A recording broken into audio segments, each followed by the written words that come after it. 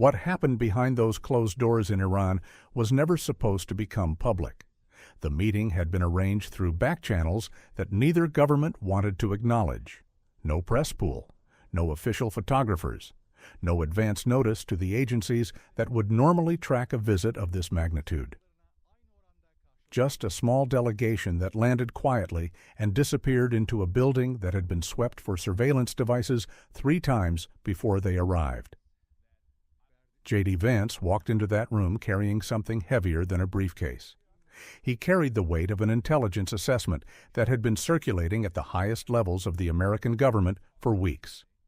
An assessment that painted a timeline far shorter than anything the White House had admitted publicly. The officials who had read it came away from it with the same feeling, that the window for a diplomatic solution was closing faster than anyone wanted to say out loud. Iran knew the Americans were coming with urgency. What they didn't know was exactly what Vance had been authorized to put on the table. The negotiations leading up to this moment had been anything but straightforward. Back-channel communications had been going through at least 3 different intermediaries over the course of several months. Messages passed through capitals that maintained relationships with both Washington and Tehran simultaneously. At certain points, the communication had broken down entirely. There were weeks where nothing moved. Then something would shift, and suddenly both sides were talking again through people whose names never appeared in any official record. What changed the dynamic was a piece of intelligence that landed in Washington at the worst possible time. It didn't come from one source. It came from multiple independent streams pointing at the same conclusion. And when analysts from separate agencies compared their findings without knowing what the others had collected, they arrived at the same number within a margin of days. That number described how much time was left before Iran crossed a threshold from which there was no return. Vance reportedly walked into the meeting with that number written on a single sheet of paper. The Iranian delegation entered from the opposite side of the room. The individuals present on that side represented a cross-section of the power structure in Tehran that analysts in Washington had been trying to map for years. Some of the faces were known, some were not. One of the people sitting at that table had never appeared in any Western intelligence file with a confirmed identity. That detail alone told the American delegation something important about how seriously Iran was treating this conversation. The first 40 minutes were described by people familiar with the exchange as careful and controlled, both sides speaking in the language of careful diplomacy, acknowledging without confirming, questioning without challenging. The kind of conversation that produces nothing but keeps the door open. Standard operating procedure for talks that both sides want to preserve without committing to anything.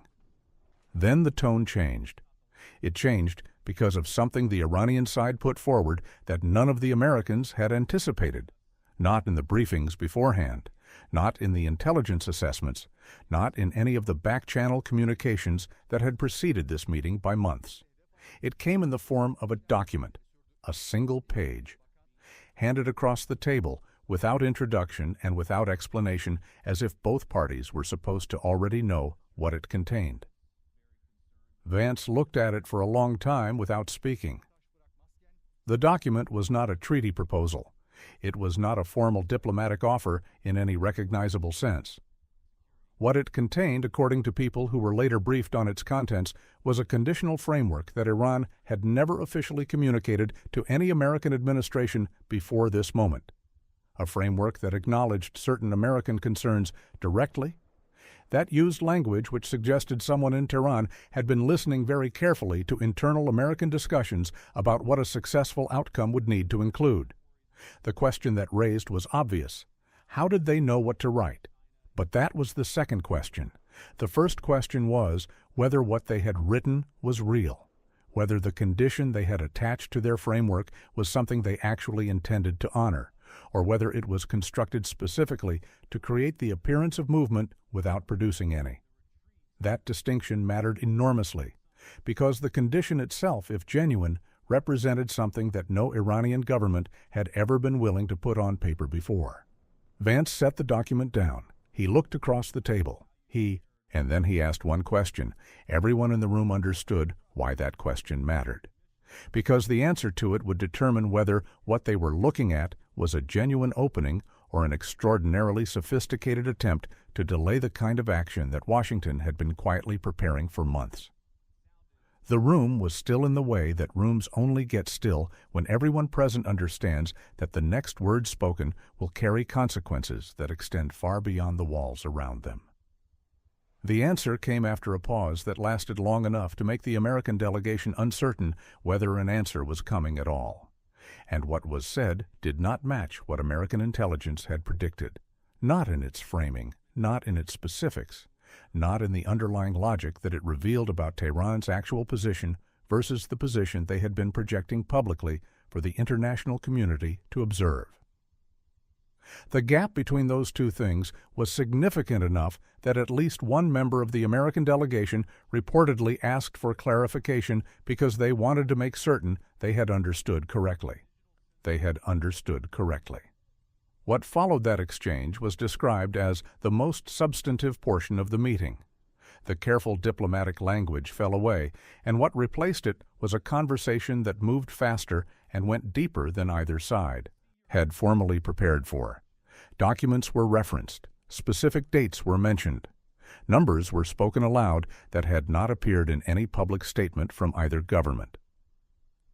At one point, the exchange became tense in a way that had nothing to do with hostility and everything to do with both sides recognizing that they were suddenly very close to something that could not be walked back once it was formalized.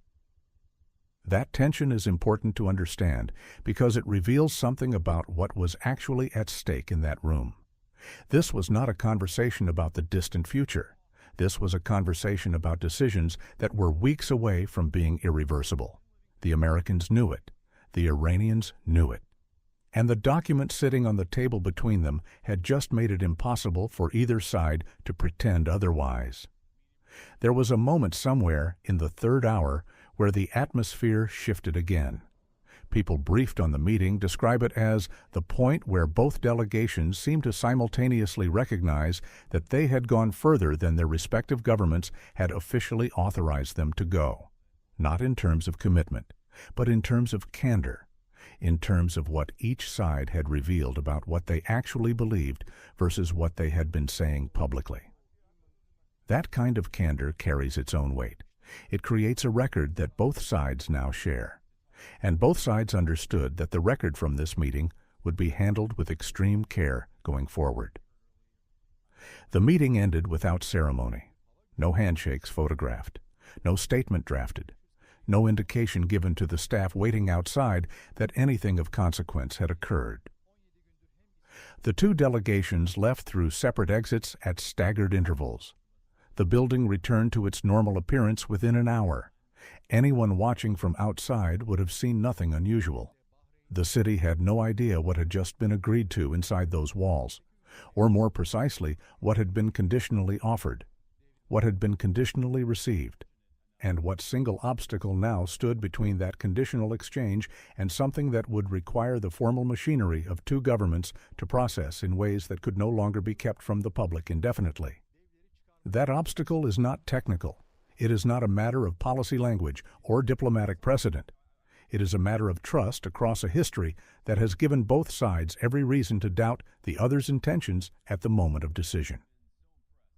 The document on that table was genuine in the sense that it was produced by people with the authority to produce it. Whether it will survive contact with the institutional forces on both sides that have a vested interest in the absence of resolution is a different question entirely. What is known is this. Vance left that meeting having heard something he did not expect to hear, having seen something he did not expect to see, and having asked a question whose answer has now been delivered to the people in Washington who will decide what to do with it. The back channels are active again, more active than they have been at any point in the last 2 years.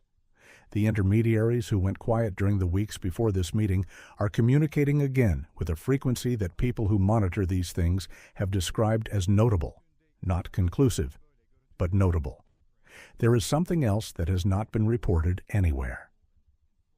In the final minutes of that meeting, before the two delegations began the process of leaving, one of the Iranian officials passed a second document to a member of the American team. Not to Vance directly, to someone sitting 2 seats away from him. That document was not part of the formal exchange. It was not referenced in the meeting. It was folded and handed over in a way that suggested it was not meant to be seen by everyone in the room. What it contained has not been confirmed, but the individual who received it reportedly spent the entire flight back reading it and rereading it, and did not speak to any other member of the delegation for the duration of the journey.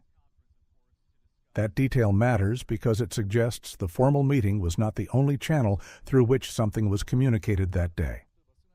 Whatever was in that second document was considered significant enough to deliver separately, significant enough to require a different kind of handling than anything discussed at the table, and significant enough to keep one of the most experienced members of the American delegation in complete silence for hours afterward.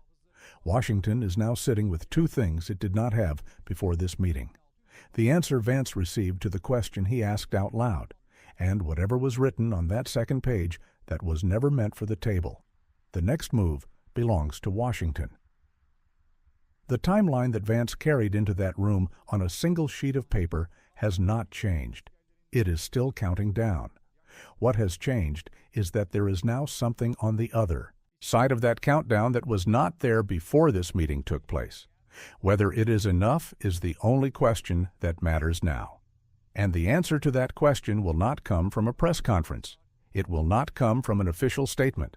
It will come from a decision made in a room just like the one in Tehran, where 2 delegations sat across from each other and said things that no one outside those walls was supposed to hear. The room went silent once that day.